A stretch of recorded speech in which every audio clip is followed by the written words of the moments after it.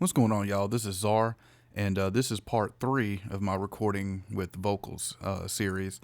Part 1, I talked about the mic and the booth. Part 2, I talked about the preamp. And now part 3, we're going to talk about recording vocals with compression.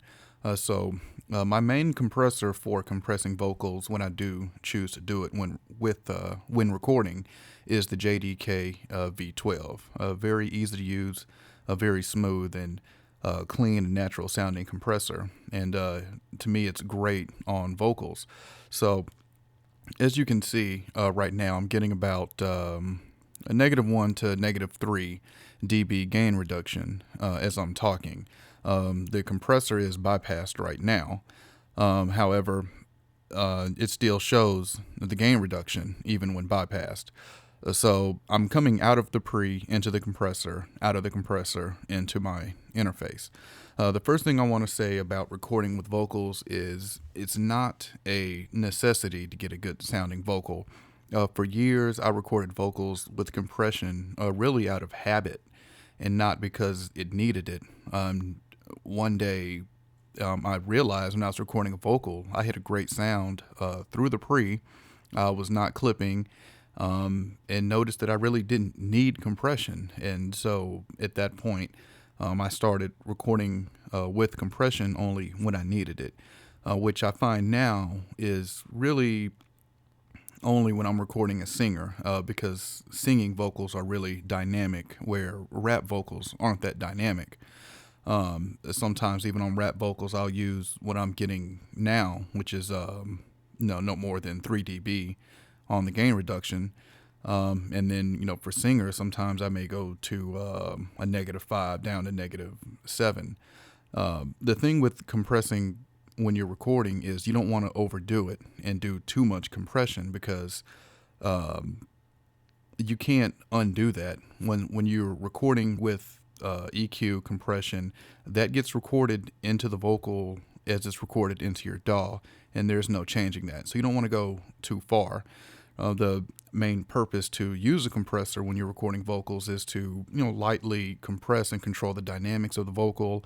And if you're using a compressor that's known for its color or character, you may want to get that character from that piece of gear as you're recording. During this time, I've not had the compressor engaged. I'm going to go ahead and turn on the compressor so you can hear what it sounds like with the compressor.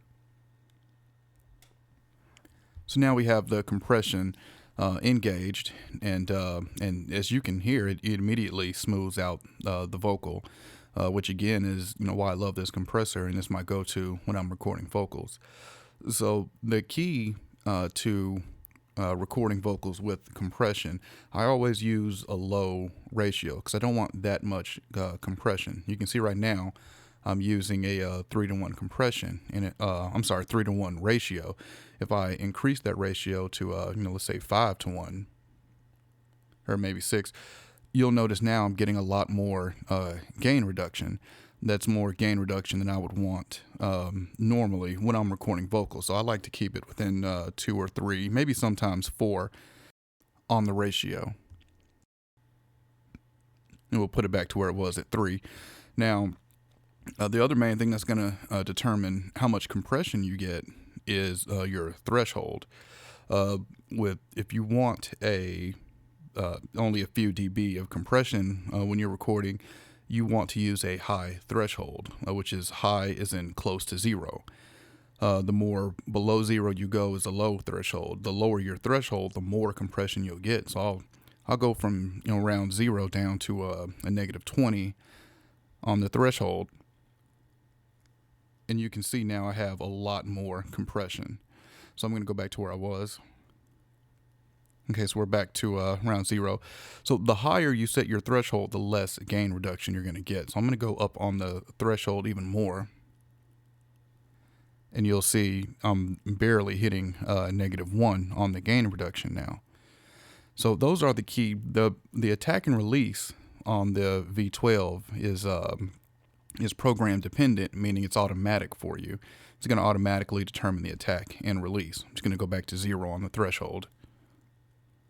Okay, so with this compressor, it's automatic attack and release, and other widely known vocal compressors or compressors used on vocals, like opto compressors, have an automatic attack and release time. If you're recording vocals with a compressor that does have a variable attack and release time, meaning you can choose it, I normally stick with medium attack and release times. Again, depending on the vocal. If there's really sharp transients in there, I may want a faster attack to clamp down on the signal quicker than a slower attack. But my when I'm for me, when I'm compressing, when I'm recording vocals, I don't want to hear the compression. A lot of times I'm using compression on vocals. I don't want to hear the compression. So I will set it to where the compression is minimal, only a few dB, medium attack and release time, and a low ratio. And so the advantage to recording with the compression is you don't have to do as much compression when you get into your DAW and when it's time to mix. For me, the JDK-V12 sounds better than my plugins, so I like to use it when I'm recording, so I already get that sound of that compressor. And so I say you don't have to have a compressor, or you don't have to record with compression. And back to singing vocals, where they're more dynamic. If you have a good singer, not only good singing, with their tone, but a lot of artists know how to work the microphone where they back up when they back up during loud notes and lean in on soft notes. And you've got some artists that don't know how to do that, and that for that reason, recording with compression can be great because when they get up there and get loud, the compressor is going to keep the signal in check and keep it from clipping, because if your signal clips, you've got to stop and undo and redo that take. So there's my take on recording with compression. Really, same thing goes for EQ. You see next to the Brute, I've got a Moog EQ too.